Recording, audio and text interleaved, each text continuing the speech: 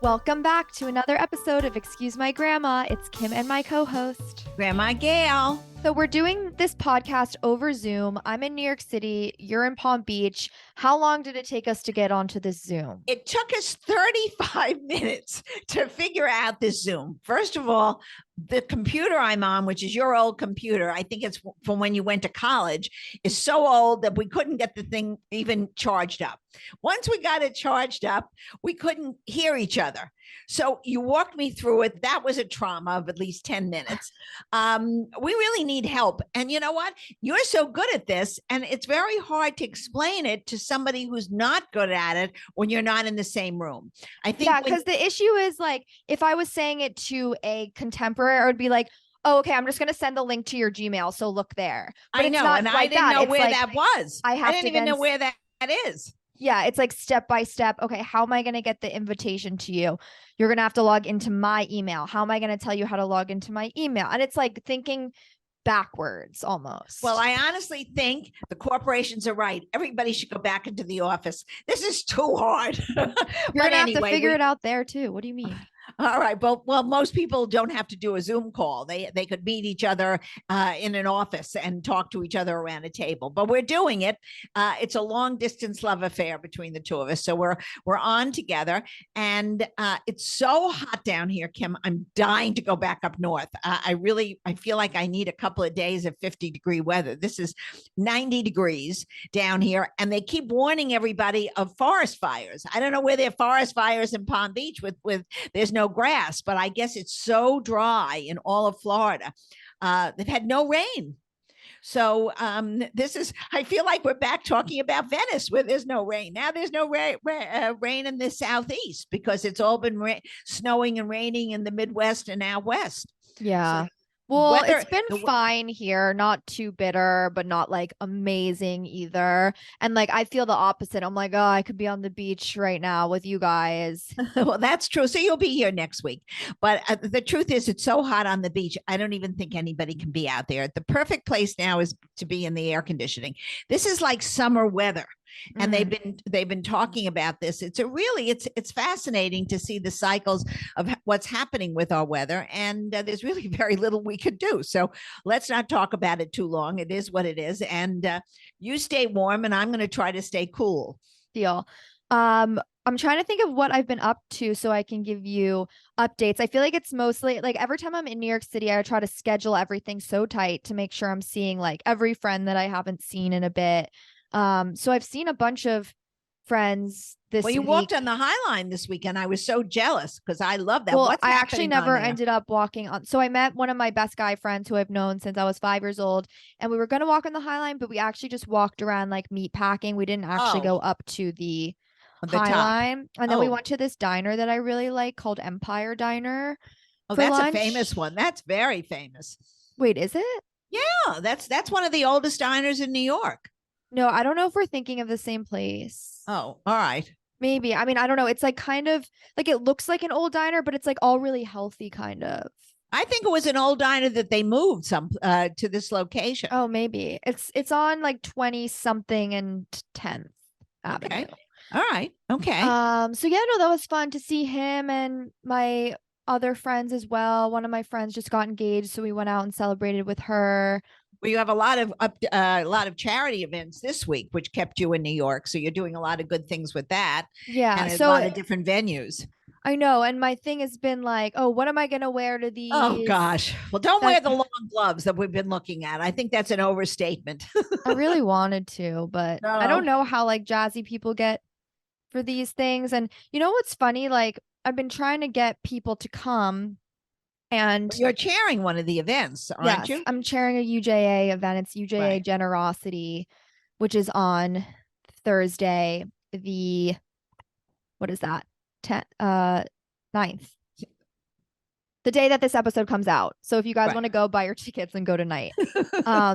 But it's interesting because because this is like a Jewish organization, I've found that with like a lot of the Jewish events, people kind of are thinking of it as like a singles event, which it's really like it's not. It's a No. charity event, but a lot And it of could be young marrieds as well, but it is for the Oh, no. younger generation. Yeah, yes, it is for young leadership, but it's interesting because it's like gotten that rap. So a lot of my friends are like, "Ah, no, I have a boyfriend. I'm not going to come," which is like kind of That's not interesting. right. Um, Well, they can't publicize it as a meeting event. It's really about young people supporting Jewish causes and underprivileged communities, and that's the way they should advertise it. yeah. No, Especially that is the way it's advertised, but I totally do agree that a lot of people kind of go in the mindset All of right. that. Well, Which- it's Purim. It's so this week, so everybody could bring some hamantash, and I hope they have that at the event because there's a big thing going on down here actually tonight at the Colony. One of the rabbis is hosting a Purim event for all the families that want to come down here and celebrate together, which is so nice. I mean, I love to see this. It's terrific. Yeah, but I do wonder, like, I feel like at these kind of events, people are definitely more outgoing to go over and like ask for your number and kind of make it that kind of thing, more so than a normal night going out. And I don't know if it's because people think like, oh, it's a good chance that I'm gonna have a lot in common with this person. We're both at a Jewish organization, and like they're thinking marriage minded or like dating. No, I think it's a nice way to meet people. And you know what? It's whether they be looking for a boy or a girl to go out with, or just to have coffee with or dinner with. It's a nice way to meet people in your community. You know, you live in a big city, so it's very difficult. It's not like a small town where everybody meets each other and sees each other on the street. You're living in a city with 8 million people. So when these small events occur, it gives people an opportunity to meet other like-minded girls and guys, and I think it's a very nice thing that the organizations do. Plus, you raise money for good causes. Yeah, for sure. So there's a few of those this week, so it should be fun, and I'm sure I'll wear black to all of them because I have. Well, black is always good. Yeah, we'll Black see. is always good. I'll post maybe. You'll post some pictures. I want to see the different outfits. It should be fun. We have a lot. It's very interesting. February and March are the height of the season in Florida. It's when most people are down here for a concentrated time. Yeah. And it also seems to be the time when all the charities who are from different communities across the US come here. Okay, let's talk about some of the TikTok videos that we did this week.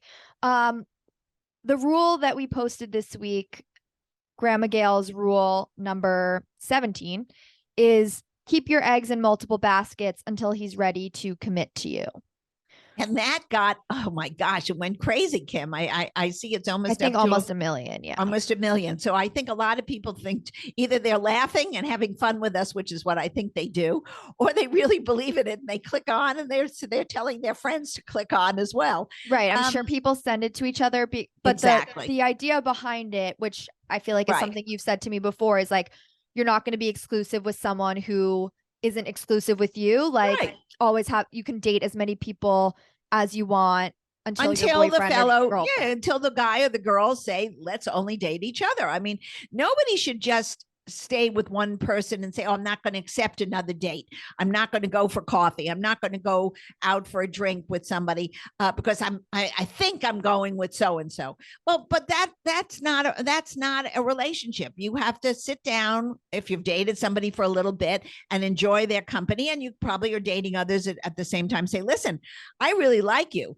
I think we should concentrate on each other and on our relationship. Then and only then should you stop accepting coffee or a drink or a dinner with somebody else.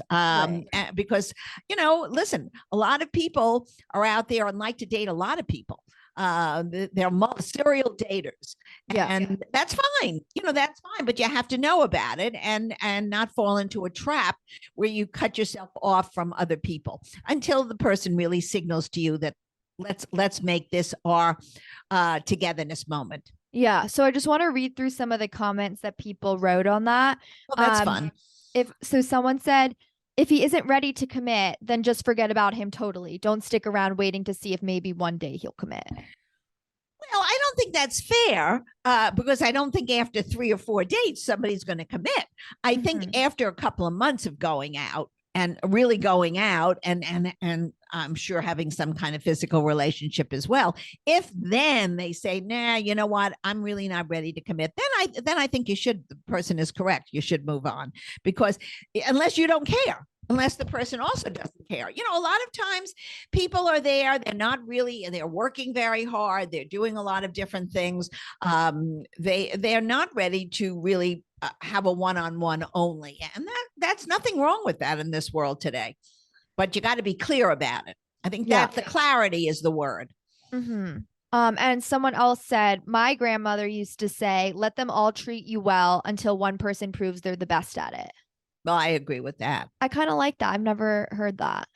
Well, you know, it was a different time anyway, because we weren't sleeping around with 25 people till the person was the best. Mhm. I think you really just have to value yourself and be treated properly.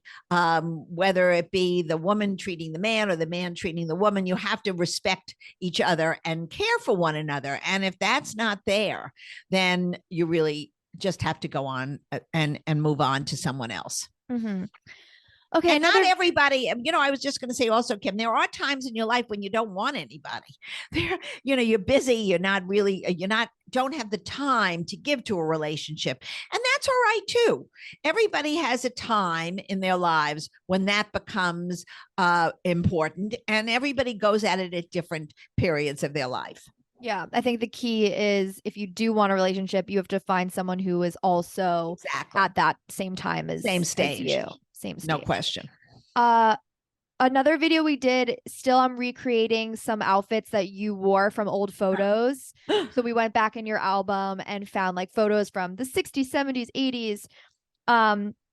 And I've tried to find things in my closet to kind of recreate the modern version of that. So we did another one of those this week. It didn't look so great. It looked all right.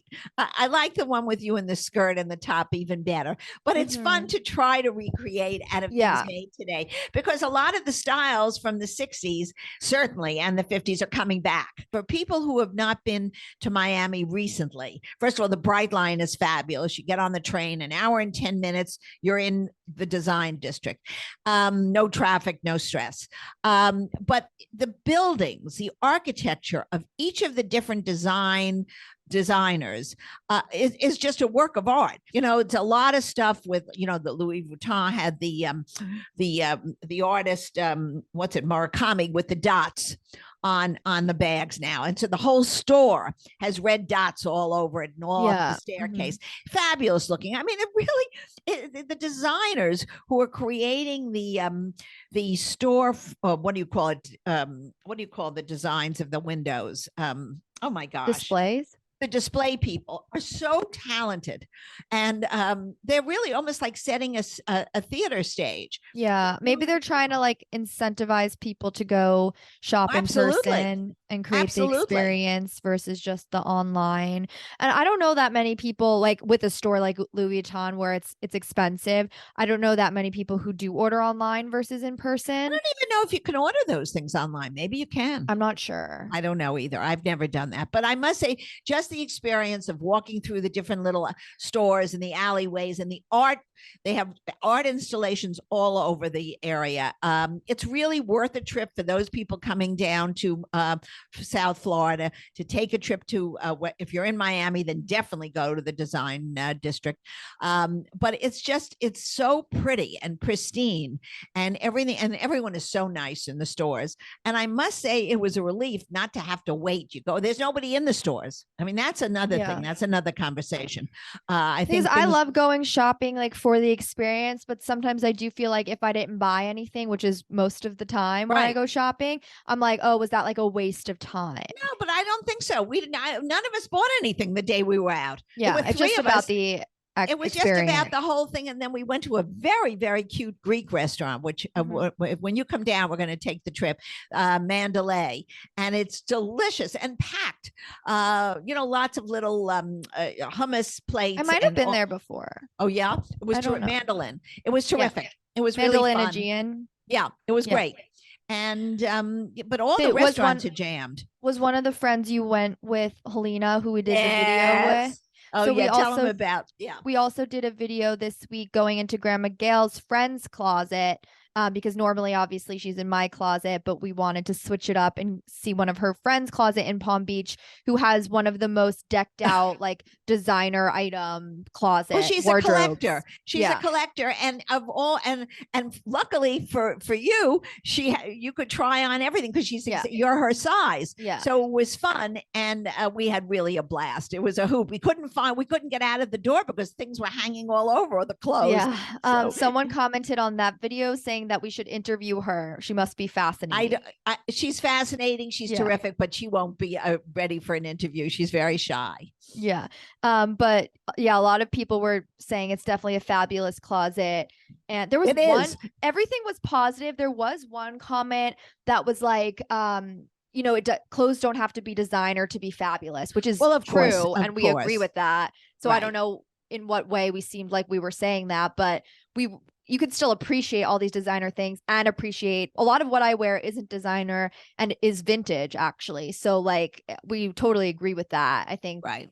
there's It room. just was fun. We were trying to do, people can't take our going into people's closets too seriously because we're It's not precisely that. promoting. We're talking about fashion. It's a frivolous Exactly. thing. It's not Exactly. life or It's death. right. Exactly. And they're not anything you can buy now anyway. They're Yeah. all old. Let's do Grandma Gail's headlines of the week. What have you seen in the news this week that we should know? Well, what? Nothing. Trust me, nothing good. Yeah. I mean, the world is coming apart down here.